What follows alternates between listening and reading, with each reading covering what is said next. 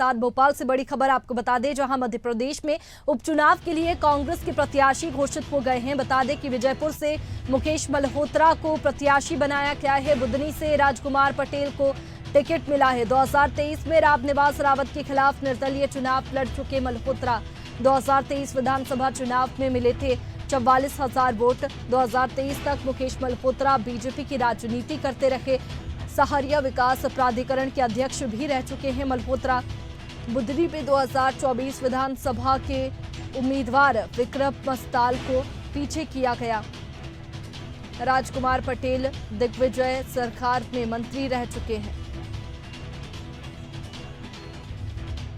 तो देखिए, ये बड़ी खबर आपको बता रहे हैं, जहां कांग्रेस ने अपने प्रत्याशियों की सूची जारी कर दी है। इसके साथ ही बीजेपी के प्रत्याशियों की सूची भी जारी हो गई है। अब देखने वाली बात होगी कि ये जो मुकाबला है वो कैसा होने वाला है।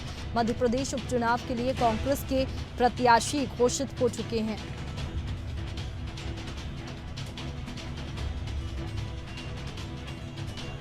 बता दें कि मध्य प्रदेश में बीजेपी के बाद कांग्रेस ने भी बुदनी और विजयपुर विधानसभा सीट पर होने जा रहे उपचुनाव के लिए अपने प्रत्याशी घोषित कर दिए हैं और कांग्रेस ने बुदनी सीट पर राजकुमार पटेल को प्रत्याशी बनाया है। उनका मुकाबला बीजेपी के रमाकांत भार्गव से होगा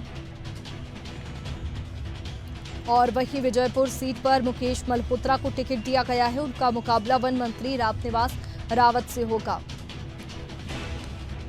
वहीं अगर बात करें राजकुमार पटेल की, तो बुदनी सीट से विधायक रह चुके हैं और मुकेश मल्होत्रा 2023 के चुनाव में निर्दलीय लड़े।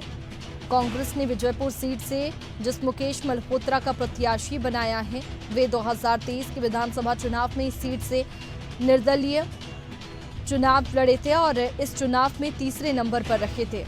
और चलिए, इसी पर ज्यादा जानकारी के साथ प्रखर हमारे साथ में न्यूज रूम से लाइव जुड़ चुके हैं। प्रखर, बीजेपी से भी जो प्रत्याशियों की सूची है वो जारी हो चुकी है और कांग्रेस ने भी काफी कश्मकश के बाद में जो सूची है वो जारी कर दी है और अब मुकाबले की बारी है। तो मुकाबला कितना दिलचस्प होने वाला है? देखिए वैष्णवी, बिल्कुल बीजेपी और कांग्रेस दोनों की तरफ से जो है बुदनी और विजयपुर उपचुनाव के लिए प्रत्याशी डिक्लेयर किए जा चुके हैं। यानी कि मुकाबला, जो मुख्य मुकाबला है वो कहीं ना कहीं अब तय हो गया है। यानी कि अगर बुदनी में बात की जाए तो रमाकांत भार्गव के साथ राजकुमार पटेल का सीधा मुकाबला होगा। यहाँ पर अगर बात की जाए तो वैसे तो ये सामान्य सीट है, लेकिन यहाँ पर अगर बात की जाए तो दोनों ही तरफ से जिस तरीके से प्रत्याशी उतारे गए हैं, बीजेपी ने ब्राह्मण चेहरे पर जो है भरोसा जताया, जबकि कांग्रेस ने ओबीसी चेहरे को जो है वो तरजीह दी है।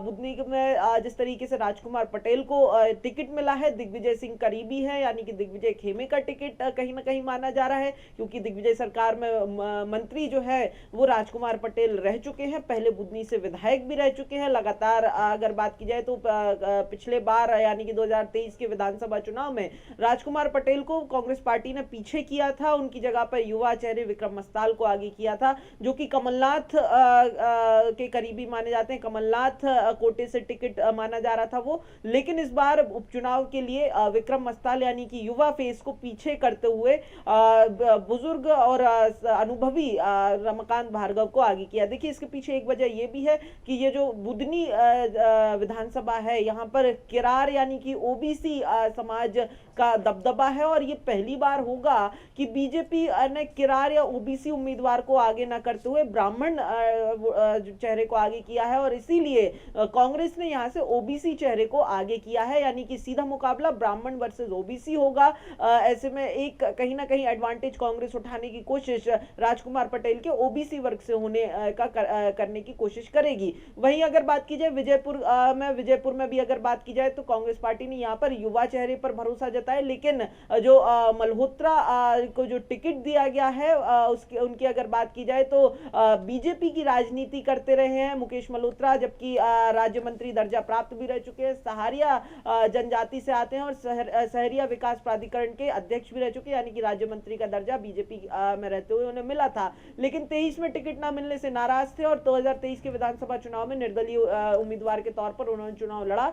तीसरे नंबर पर रहे, 44,000 से ज्यादा वोट हासिल किए थे और अब कांग्रेस में शामिल बीते दिन ही कांग्रेस में अगर बात की जाए तो उनको यहाँ से उम्मीदवार बना दिया है, और उम्मीदवार जब बनाया है तो कहीं ना कहीं यहाँ पर आदिवासी वोट बैंक का जो है इस्तेमाल और फायदा उठाने की कोशिश जो है वो कांग्रेस पार्टी करेगी, क्योंकि अगर बात की जाए तो बीजेपी से जो रामनिवास रावत को टिकट मिला है वो अगर बात की जाए तो सोशल इंजीनियरिंग के तौर पर अगर बात की जाए तो यानी कि सामाजिक समीकरणों के तौर पर अगर बात करें तो कहीं ना कहीं यहाँ पर एक एज कांग्रेस मुकेश मल्होत्रा से लेने की कोशिश करती हुई दिखाई दे रही थी। यानी दोनों ही सीटों पर कांग्रेस और बीजेपी की कांग्रेस की तरफ से जो उम्मीदवार डिक्लेयर किए गए हैं, सोशल इंजीनियरिंग के फॉर्मूले के तहत इन उम्मीदवारों को जो है वो डिक्लेयर किया गया है। हालांकि दोनों ही नेताओं की अगर बात की जाए, या मुकेश मल्होत्रा की बात करें या राजकुमार पटेल की बात करें, लगातार लंबे समय से चुनावी सफलता हासिल करने में नाकामयाब रहे हैं। मुकेश मल्होत्रा की अगर बात की जाए तो मुकेश मल्होत्रा जब बीजेपी में रहे उस दौरान 6 बार यहां से कांग्रेस के विधायक जो है वो जीतते रहे। रामनिवास रावत ही हालांकि वो 6 बार के विधायक है यहां से, जो इस बार बीजेपी से जो है उम्मीदवार रहेंगे। तो कहीं ना कहीं बीजेपी ट्रैक रिकॉर्ड का फायदा यहां उठाने की कोशिश करेगी। जबकि अगर बात की जाए कांग्रेस ने जो दाव चला है वो सहारिया यानी कि आदिवासी वोट बैंक पर विजयपुर से दाव चला है। जी बिल्कुल, देखिए मुकाबला जो है वो काफी टक्कर का होने वाला है और प्रत्याशियों को लेकर के भी लगातार जिस तरीके से कयास लगाए जा रहे हैं, एक तरीके से वर्गों को साधने की कोशिश की गई है प्रखर। लेकिन मुकाबले की बात करें तो काफी टक्कर वाला मुकाबला होगा। अब रणनीति की बात आती है कि किसके लिए ये चुनाव जो है वो चुनौतीपूर्ण होने वाला है, क्योंकि बुदनी सीट की बात करें तो बीजेपी का कब्जा जो है वो काफी समय से है। तो ऐसे में कह सकते हैं कि कांग्रेस के लिए बुदनी सीट काफी चुनौतीपूर्ण है। और विजयपुर की सीट की बात करें तो वहां पर क्या स्थिति है फिलहाल? देखिए बिल्कुल, बुदनी की अगर बात की जाए तो बुदनी माना जाता है कि बीजेपी की परंपरागत सीट है। यहाँ से अगर आखिरी बार अगर बात की जाए तो राजकुमार पटेल जब 1900 के दशक में यहाँ से 1992 के आसपास जो है यहाँ से विधायक रहे, तो उसके बाद लगातार यहाँ पर अगर पिछले 2 दशकों की बात की जाए तो यहाँ से बीजेपी उम्मीदवार ही जीतते रहे। चाहे शिवराज सिंह चौहान की बात की जाए जो 2005 से बुदनी का प्रतिनिधित्व कर रहे थे और वो मुख्यमंत्री थे। उसके पहले भी अगर बात की जाए तो 2003 का जब विधानसभा चुनाव हुआ था उस दौरान भी यहाँ से जो है वो बीजेपी के ही कैंडिडेट चुनाव जीते थे।